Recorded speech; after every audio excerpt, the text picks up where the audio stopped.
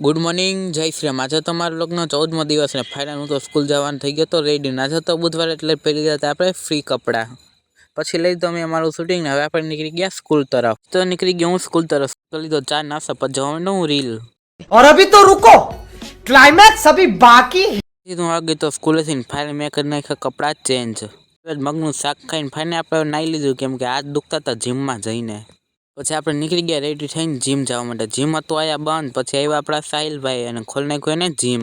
જીમમાં મેં શૂટિંગ લે, હવે આપણે કરી નાખ્યું વર્ક આઉટ, અને પછી સૌ પ્રથમ મેં કરી નાખ્યું વોર્મઅપ। મેં કરી નાખી હતી બીજી એક્સરસાઇઝ।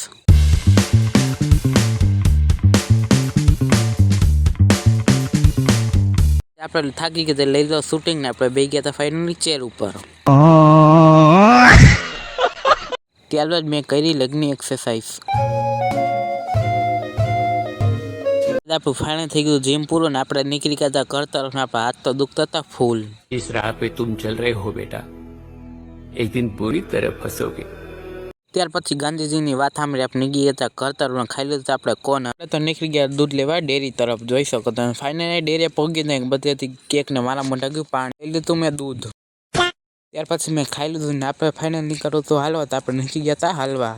હાલીને આવીને હું તો થાકી ગયો હતો, ફાઇનલી આવી ગયો તો ઘરે, અને ઘરે આવીને તો વાંચી લીધું મેં ભગવાન રામની બુક।